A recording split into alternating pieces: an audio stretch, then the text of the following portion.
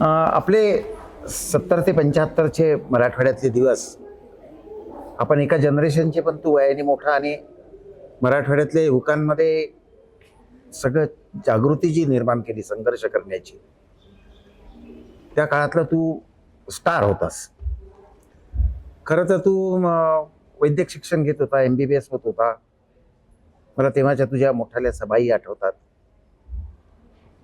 पण वैद्यक शिक्षण घेतल्याच्या नंतर प्रॅक्टिस करावी, खूप पैसे कमवावे, काही आरामात राहावं, याच्यापेक्षा तू कामगार चळवळीत कसा काय शिरला आणि त्याच्या आधी युवकांच्या चळवळी उभ्या करण्याची प्रेरणा तुला कुठून मिळाली? अशा दोन प्रश्नांची उत्तर मला हवी. मी तसा हैदराबादला शिकलो कॉलेजमध्ये, परंतु वडील रिटायर्ड होणार होते आणि त्यांना पेन्शन नव्हतं आणि माझा भाऊ औरंगाबादला नोकरीसाठी आला होता. आणि नेमकं त्याच वेळेस 1968 साली तेलंगणा ॲजिटेशन सुरू झालं, म्हणून आमचे कॉलेजेस बंद पडले होते. वडील म्हणाले, बाबा किती वर्ष कॉलेज बंद पडतील सांगता येत नाही, तू औरंगाबादला आला शिकायला. आणि म्हणून मी सरस्वती भुवन कॉलेजमध्ये प्रवेश घेतला. मला असं वाटतं की माझ्या पूर्ण आयुष्याच्या वाटचालीमध्ये ते सरस्वती भुवनमधलं शेवटचं जे 1 वर्ष होतं 68 सालचं, ते अत्यंत महत्त्वाचं होतं. कारण तिथे माझी गोविंदबाईंची भेट झाली, तांबे सरांची भेट झाली, त्याच्यानंतर मग अजित दळवींची भेट झाली, त्याच्यानंतर बाबा दळवींची भेट झाली, बोरीकरांची भेट झाली, सगळ्यांची. आणि त्यांच्यामुळे एक प्रभाव सगळ्यांचा पडला माझ्यावरती. युवक क्रांती दलामध्ये मी दाखल झालो त्याच वेळेस, कारण युवक क्रांती दलाची स्थापना केली होती आणि सगळे पुण्याचे डॉक्टर्स होते, रत्नाकर महाजन, अरुण लिमये, कुमार सप्तऋषी. त्यामुळे आपल्याला मेडिकलला जायचं आहे तेव्हा आपण यांच्याबरोबर राहिलेलं बरं असं समजून आम्ही त्याच्यामध्ये सामील झालो होतो. औरंगाबादला सुभाष लोमटे, प्रवीण वाघ, मानवेंद्र काचोळे, विजय गव्हाणे ही पण मंडळी आमच्याबरोबर होती. आणि आम्ही सगळे अजित दळवींकडे आमचा अड्डा असायचा, बाबा दळवींकडे चर्चा करण्याचा. त्याच्यामुळे मी चळवळीमध्ये ओढला गेलो. हे पहिली गोष्ट आपण लक्षात घेतली पाहिजे.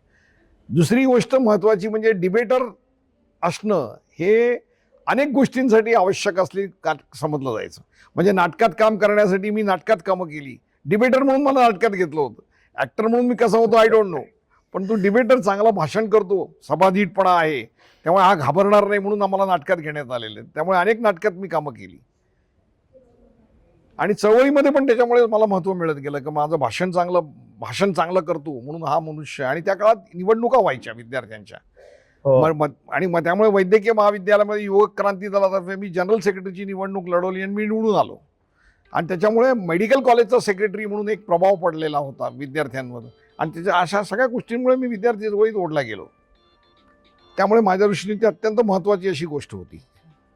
मला वाटतं तेव्हाच कॅपिटेशन फीच्या विरुद्ध तो आंदोलन होतं. नाही, कॅपिटेशन फीसचं 1980 नंतर झालं. अच्छा. त्यावेळेस कॅपिटेशन फीसचं आंदोलन एक झालं होतं. म्हणजे वैशंपायन मेडिकल कॉलेज जे होतं सोलापूरचं, त्यांनी कॅपिटेशन फीस घेऊन कॉलेज प्रायव्हेट करण्याचा प्रयत्न केला होता. त्याच्या विरुद्ध महाराष्ट्रामध्ये सगळ्यांनी आंदोलन केलं होतं. मेडिकल कॉलेज 52 दिवस मी बंद ठेवलं होतं. आणि त्याचा परिणाम असा झाला की पहिल्यांदी सरकारला डिसिजन परत घ्यावा लागला. म्हणजे आज सोलापूरचं जे गव्हर्नमेंट मेडिकल कॉलेज आहे त्याच्यामध्ये डोनेशन नसण्याचं कारण युवक क्रांती दलाची ती चळवळ होती 52 दिवसाची, जी महाराष्ट्रामधल्या सगळ्या विद्यार्थ्यांनी, मेडिकल कॉलेजच्या विद्यार्थ्यांनी केली होती. आणि मला वाटतं ते अत्यंत महत्त्वाचं असं आंदोलन होतं. याचा उल्लेख आता आजकाल होत नाही, कारण का आजकाल सगळेच पैसे घेतात आणि सगळेच प्रायव्हेट मेडिकल कॉलेज झालेले आहेत. नाही, पण नेमक्या याच काळात म्हणजे तू स्वतः घडत होता आणि लोकांनाही म्हणजे युवकांनाही प्रेरणा देत होता. पण विकासाच्या आंदोलनात तू खरं तर हिरोच होऊन गेलास. 2 गोष्टी मला या निमित्ताने सांगावं असं वाटतंय. जनता विकास परिषदेचा आमच्यावरती प्रभाव खूप पडला, कारण सरस्वती भवनमध्ये आम्ही होतो. आणि जनता विकास परिषदेने त्या काळात नवी मुंबई म्हणजे महाराष्ट्राचं मरण असं एक पुस्तक काढलं होतं. की नवी मुंबईचं जस्टिफिकेशन सरकार काही देऊ, पण नवी मुंबईमुळे सगळे कॉन्सन्ट्रेशन औद्योगिक भांडवलाचं मुंबईच्या जवळपास जाणार आहे आणि त्याच्यामुळे महाराष्ट्रात भांडवल येणार नाही असं गोविंदबाईंचं म्हणणं होतं. आणि ते सगळं जस्टिफाय करण्यासाठी ते पुस्तक लिहिलं होतं, नवी मुंबई म्हणजे महाराष्ट्राचं मरण. त्याचा आमच्यावरती जबरदस्त प्रभाव होता. आणि दुसरी एक गोष्ट मला सांगायचं की यशवंतराव चव्हाणांनी 1962-60 सालानंतर EBC लागू केली होती महाराष्ट्रात. म्हणजे त्यामुळे सगळे गरीब विद्यार्थी ग्रामीण भागामधले मोठ्या प्रमाणावरती शिक्षण घेत होते. आणि हे सगळे गव्हर्नमेंट कॉलेजेसमध्ये सरकारी फायनान्स कॉलेजमध्ये शिक्षण घेत होते आणि पहिली ग्रॅज्युएट झालेली पिढी बाहेर आली होती मराठवाड्यात. त्यांना नोकऱ्याच नव्हत्या, कारण इथे औद्योगिक गुंतवणूकच नव्हती.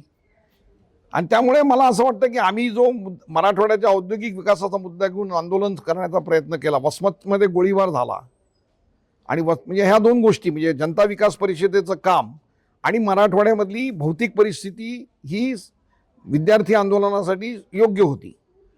त्याच वेळेस वसमत येथे 2 STच्या जागांसाठी इंटरव्ह्यूसाठी 10,000 विद्यार्थी आले आणि त्यांच्यावरती गोळीबार झाला आणि त्याच्यामध्ये 2 विद्यार्थी मेले. म्हणून परभणीतल्या विद्यार्थ्यांनी शिक्षणावर परीक्षांवर बहिष्कार घालून आंदोलन सुरू केलं आणि ते औरंगाबादला आले. आमचे युक्रांचे विजय गव्हाणे परभणीचे असल्यामुळे कॉन्टॅक्ट होते, त्यामुळे त्यांनी पहिल्यांदा आमच्याशी संपर्क साधला. मग अजित दळवींच्या घरी आम्ही मिटिंग घेतली आणि त्याच्यामध्ये डिसिजन घेतलं की आपणही बहिष्कार घालायचा आणि माझ्यावर जबाबदारी दिली की इंजिनिअरिंग अँड मेडिकल कॉलेजमध्ये मिटिंग घेऊन बहिष्काराचं भूमिका कशी योग्य आहे मुलांना पटवून द्यायचं. ते पटवायला गेलो आणि पोलिसांनी पकडलं आणि जेलमध्ये टाकलं. परीक्षेवर ऑटोमॅटिकली बहिष्कार पडला आणि मग ती लोन जे पसरत गेलं ते पूर्ण मराठवाड्यात पसरलं. जसं प्रवीण म्हणाला की कन्नडमध्ये पण पसरलं ते लोन. कसं पसरलं? मराठवाडा दैनिक हे काळामध्ये एकमेव दैनिक होतं की जे सगळे वाचायचे आणि त्याच्यामध्ये मात्र आम्हाला प्रचंड समर्थन मिळत गेलं. आणि त्यामुळे मला असं वाटतं की मराठवाडा दैनिक, जनता विकास परिषद आणि मराठवाड्याची भौतिक परिस्थिती या तिन्ही गोष्टीमुळे ते आंदोलन पूर्णपणे पसरलं. आणि आम्ही ज्या मागण्या केल्या होत्या त्या प्रॅक्टिकल होत्या. म्हणजे जायकवाडी धरण 10 वर्षात पूर्ण व्हावं, त्याच्यानंतर मग इथे आकाशवाणी यावी, इथे ब्रॉडगेज व्हावं, इथे कारखाने निघावेत, प्रत्येक जिल्ह्यामध्ये MIDC निघावी ही आमची मागणी होती. त्याप्रमाणे प्रत्येक जिल्ह्यात MIDC निघाली. म्हणजे जालन्याला निघाली, नांदेडला निघाली, उस्मानाबादला निघाली, लातूरला निघाली, औरंगाबादला निघाली. पब्लिक सेक्टरचे कारखाने इकडे यावेत. त्याच्यामधनं HMTचा कारखाना आला, देवगिरी टेक्स्टाईल मिल आली, टेक्सकॉम आली, मेल्ट्रॉन आलं, अशा अनेक कंपन्या आल्या. मॉसिकॉल परभणीला आलं, अशा अनेक कंपन्या आल्या आणि त्यामुळे त्या आंदोलनाला एक गती मिळाली आणि आम्हाला एक विश्वास निर्माण झाला की आपण आंदोलन केल्यानंतर म्हणजे यश मिळतं. म्हणजे मराठवाड्यात विकास आंदोलन असेल किंवा वैशंपायन मेडिकल कॉलेजचं आंदोलन असेल किंवा तिसरं एक आंदोलन झालं होतं दलित शिष्यवृत्ती आंदोलन, ह्याच्यामध्ये गमतीशीर अशी परिस्थिती होती की अनेक वर्षांपासून दलित विद्यार्थ्यांना शिष्यवृत्ती वाढच मिळाली नव्हती. मिलिंद कॉलेजमध्ये मी जेव्हा जायचो हॉस्टेलमध्ये तेव्हा लक्षात यायचं की त्या मुलांना रेशनच्या लाईनमध्ये उभं राहावं लागायचं. इतकं कमी त्यांना स्कॉलरशिप होती की त्यांचे जगण्याचे प्रश्न गंभीर होत चाललेले होते. आणि म्हणून जे आंदोलन सुरू झालं युवक क्रांती दलातर्फे त्याला काही लोकांनी विरोध करण्याचा प्रयत्न केला, त्याला जातीय स्वरूप देण्याचा प्रयत्न केला. परंतु तरी मी इथे पुन्हा सांगतो की गोविंदबाईंचं नेतृत्वाचं वैशिष्ट्य असं होतं की दलित विद्यार्थ्यांच्या शिष्यवृत्तीमध्ये दलित विद्यार्थ्यांची वर्गणी फीस वाढावी, त्यांना शिष्यवृत्ती वाढून मिळावी म्हणून पूर्ण औरंगाबाद बंद करण्यामध्ये गोविंदबाईंचा हात होता. म्हणजे गोविंदबाईंनी कृती समिती काढली, त्याच्यामध्ये आम्ही सदस्य होतो आणि पूर्ण औरंगाबाद बंद झालं. आणि त्याच्यासाठी देवगिरी कॉलेज, सरस्वती भवन कॉलेज, मौलाना आझाद कॉलेज सगळ्या विद्यार्थ्यांनी, मेडिकल कॉलेज, इंजिनिअरिंग कॉलेज सगळ्या विद्यार्थ्यांनी सत्याग्रहात भाग घेतला. सगळ्या जाती धर्माची मुलं त्याच्यामध्ये होती. हे मराठवाड्यातलं वातावरण होतं जे 77 नंतर राहिलं नाही याचं मला खंत आहे. पण ही अशी आंदोलनं झाल्यामुळे एक आत्मविश्वास की आंदोलनाच्या मार्फत निवडून येण्याची गरज नाही, आंदोलनाच्या मार्फत तुम्ही समाज बदलू शकता किंवा समाजामध्ये तुमच्या मागण्या रेटू शकता, हा एक विश्वास, आत्मविश्वास त्याच्यामध्ये जागृत झाला. हे माझ्या दृष्टीने अत्यंत महत्त्वाचं होतं आणि त्याच्यामुळेच मी चळवळीमधला कार्यकर्ता झालो. एकीकडे औद्योगिकीकरणाची मागणी करायची, कारखाने इथे व्हायला पाहिजेत असं म्हणायचं आणि त्याच वेळेला तू कामगारांचं नेतृत्व करू लागला.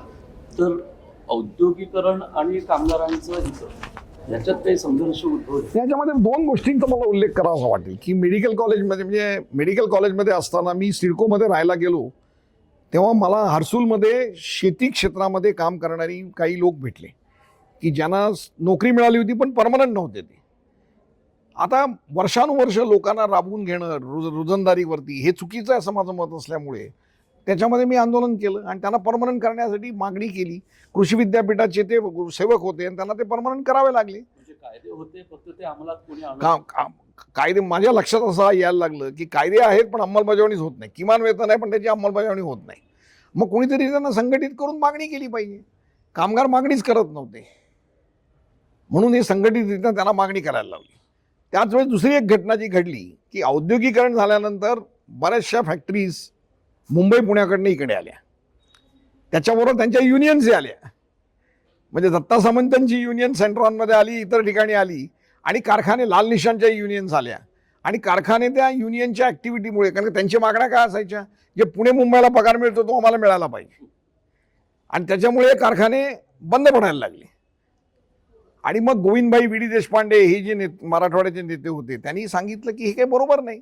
एकीकडे कारखाने आणा म्हणून आंदोलन करायचं आणि दुसरीकडे युनियनच्या ॲक्टिव्हिटीमुळे कारखाने बंद पडतात, हे काही बरोबर नाही. कोणीतरी काम केलं पाहिजे मराठवाड्यातल्या मुलांनी. त्याच वेळेस मी 74 साली डॉक्टर झालेलो होतो आणि चळवळीतला कार्यकर्ता होतो. त्यामुळे मी म्हटलं मी घेतो, आव्हान स्वीकारतो.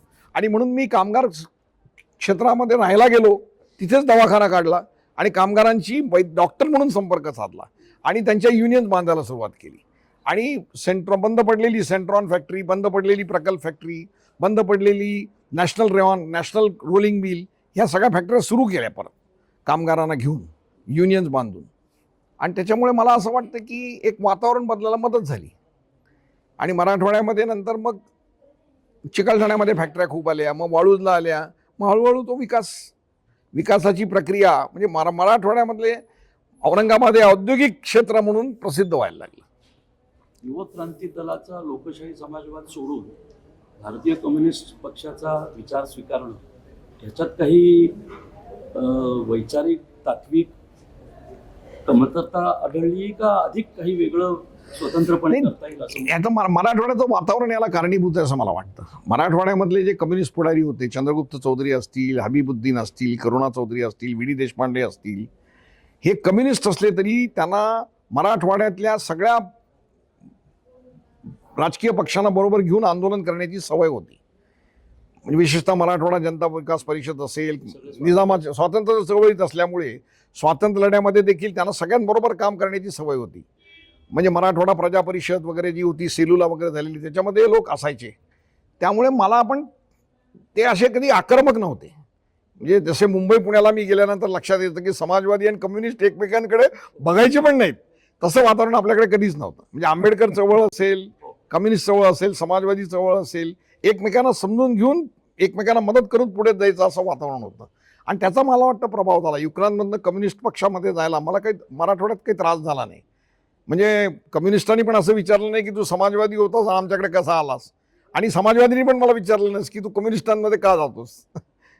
त्याच्यामुळे माझा प्रवास सोपा झाला. अर्थात मी पुन्हा एकदा सांगतो की वी डी देशपांडे हे कारणीभूत आहेत. मी कामगार संघटनेत गेल्यानंतर आयटकमध्ये गेलो आणि आयटकमध्ये अनेक वर्ष काम करत असताना वी डी देशपांडे मला तू कम्युनिस्ट पक्षाचा मेंबर का होत नाहीस म्हणून मी अर्ज केला.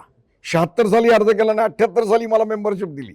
म्हणजे पक्षामध्ये पण कसं परिणाम होता. आता आजकाल मेंबरशिप म्हणजे आज सकाळी अर्ज केला की संध्याकाळी तुम्हाला मेंबरशिप देतात, उमेदवारी मिळते. उमेदवारीसाठी कम्युनिस्ट पक्षात येणारे लोक अजून मी बघितलेले नाहीत, पण मेंबरशिप करणारे लोक बघितलेले आहेत.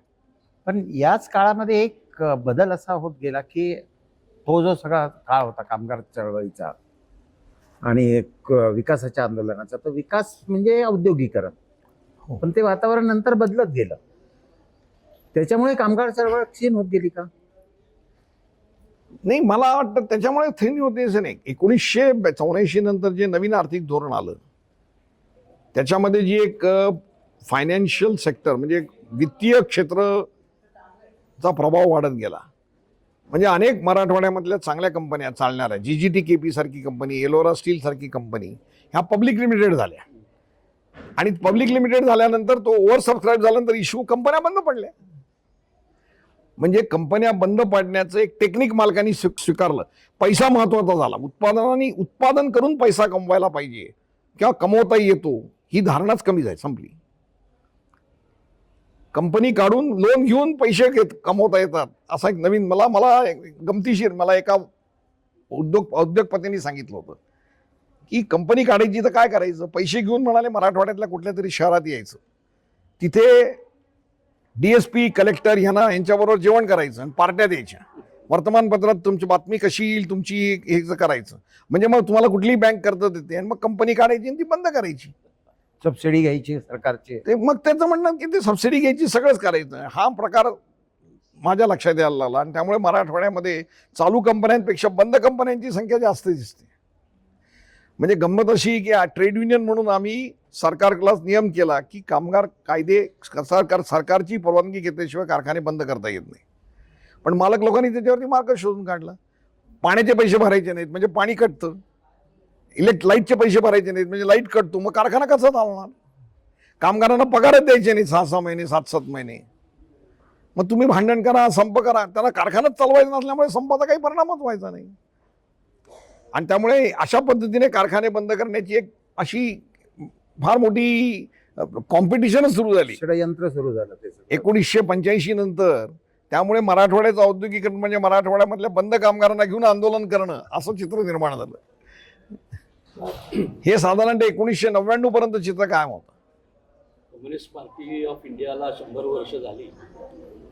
त्या वर्षातच तुला पारितोषिक मिळतंय आणि तुला 75 पण तुझी सुरू होती आहे किंवा झाली असं म्हणतो. तर मला असं विचारायचं की अलीकडे कम्युनिस्ट पक्षांचं राजकारण जगभरच ओसरत चाललेलं आहे, पण त्याच वेळेला मार्क्सवादी विचार मात्र अजून तेवढा संपुष्टात आलेला नाही किंवा किंबहुना काही तरुण पिढी मार्क्सवादी विचारांकडे वळती आहे. तर ह्या आजच्या तरुण पिढीला कम्युनिस्ट पार्टीचं राजकारण आणि एकंदर मार्क्सवादी असणं आणि त्याचं राजकारण हे थोडंसं समजून सांगितलं तर. मी याच्यावर गंभीरपणे विचार केलेला आहे.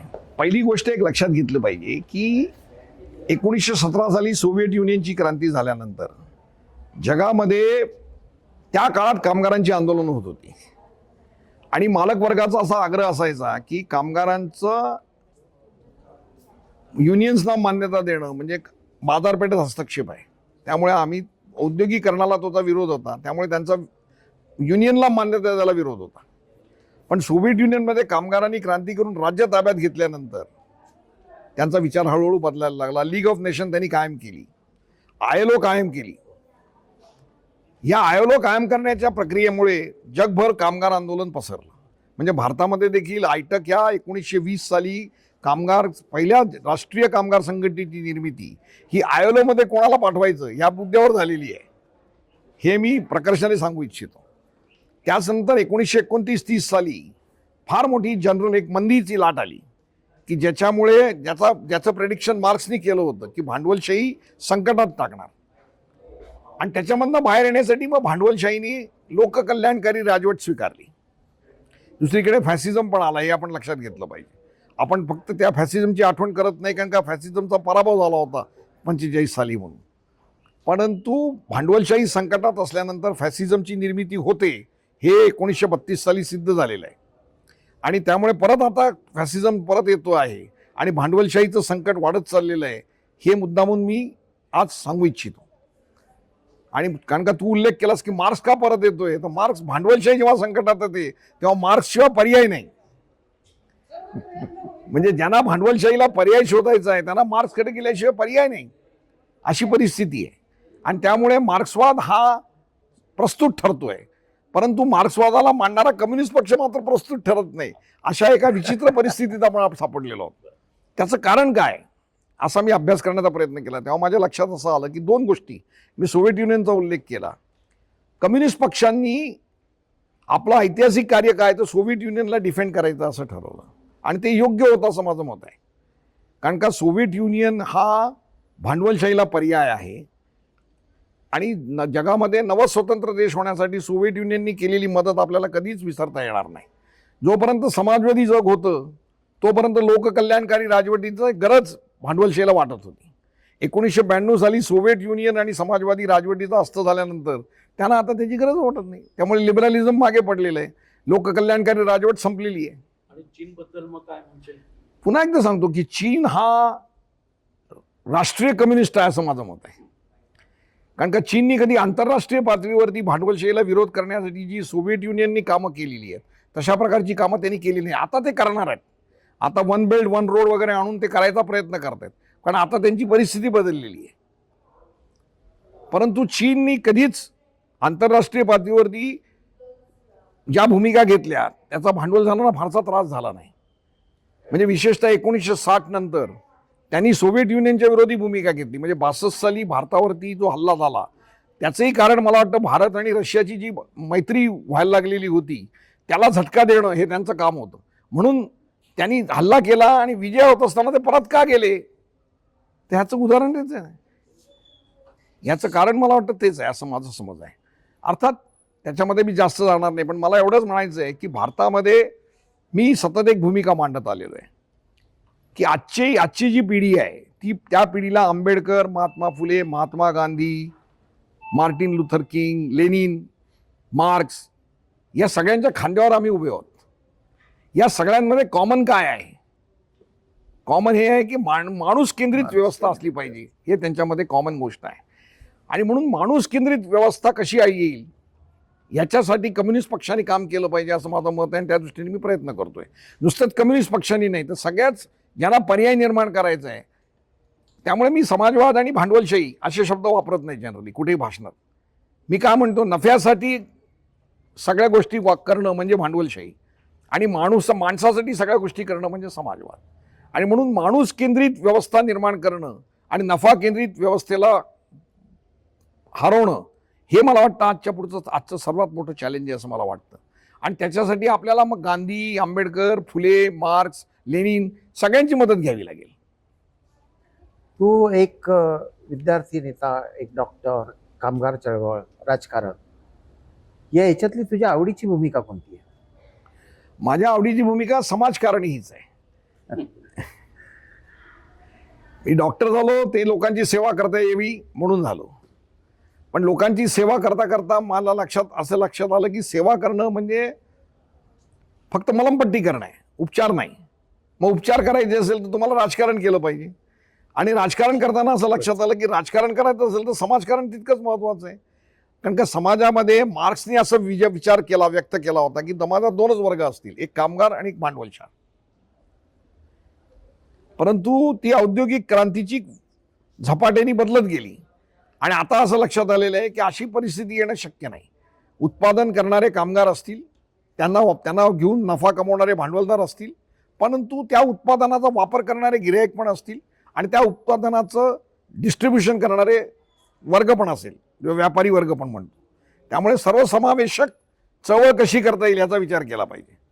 1848 साली जेव्हा कम्युनिस्ट मॅनिफेस्टो लिहिला गेला तेव्हा हे विजन नव्हतं.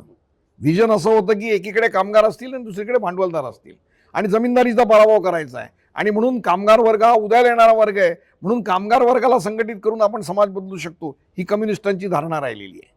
ती धारणा चुकीची होती असं माझं म्हणणं आहे. त्या काळी बरोबर होती, आणि म्हणूनच सोव्हिएट क्रांती झाली, आणि सोव्हिएट क्रांती झाल्यानंतर जग कसं बदललं हे आपण बघितलेलं आहे. परंतु आता परिस्थिती बदललेली आहे, तेव्हा आता परत नवीन विचार करण्याची गरज आहे, नवीन पद्धतीने मांडणी करण्याची गरज आहे. आणि ज्या चळवळी झालेल्या या काळामध्ये त्या सगळ्यांचा वारसा स्वीकारण्याची गरज आहे, चांगल्या गोष्टींचा. पारितोषिकाबद्दल मला महात्मा गांधी मराठवाडा भूषण मला महात्मा गांधी मराठवाडा भूषण पुरस्कार मिळाल्यानंतर मी मराठवाड्यामध्ये अनेक चळवळी केल्या असल्यामुळे मराठवाडा भूषण पुरस्कार का मिळालाय मला लक्षात, हे लोकांनी सांगितलं. परंतु महात्मा गांधी आणि कम्युनिस्ट यांचं नातं काय आहे?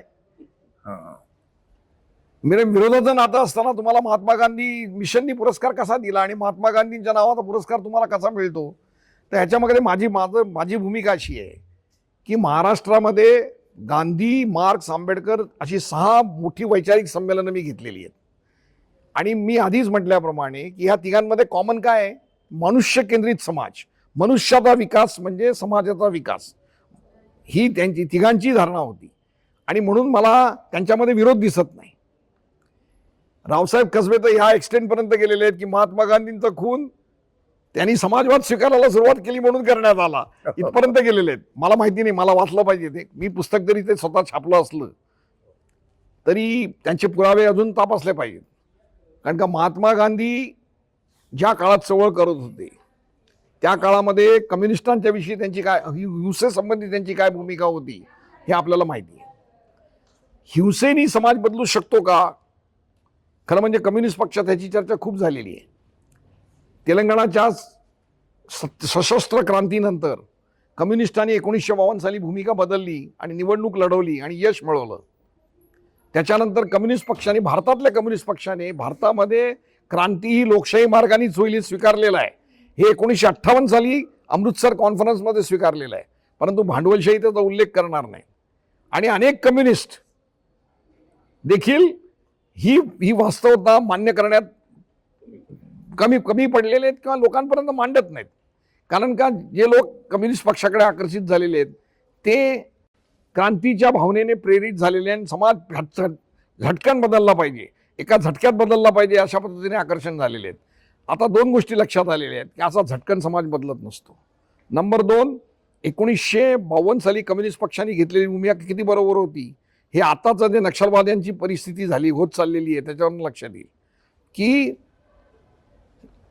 भारतासारख्या मजबूत स्टेट पुढे तुम्हाला बंदुकीच्या पद्धतीने क्रांती करता येणार नाही. म्हणजे 1976 साली व्हिएटनाममध्ये जी अमेरिकेचा पराभव करणारी क्रांती झाली त्याच्यानंतर जगामध्ये अजून कुठेही तशा पद्धतीने क्रांती झालेली आपल्याला लक्षात येत नाही. त्यामुळे ह्या सगळ्या वास्तवाचा विचार करून कम्युनिस्ट पक्षाने जे भारतात धोरण घेतलेलं आहे की भारतामध्ये क्रांती लोकशाही मार्गानेच होईल, कारण इथे 75 वर्षाची लोकशाही परंपरा इथल्याच लोकांना कळलेली आहे. त्यामुळे सरकार बदलता येतं हे लोकांना कळलेलं आहे आणि म्हणून सरकार बदलण्याच्या प्रक्रिये लोकशाही पद्धतीने असल्यामुळे जनतेच्या मार्फतच क्रांती होऊ शकते. ही कम्युनिस्टांची भूमिका आज मला वाटतं. कम्युनिस्ट पार्टीच्या अनेक नेत्यांनी गांधीजींसारखं साधं राहणीमान तू उल्लेख केला म्हणून मला आठवतं मराठवाड्यामध्ये अनंतराव भालेरावांनी गांधीवादी कम्युनिस्ट म्हणून लेख लिहिला होता बीटी रणदिवे मेल्यानंतर.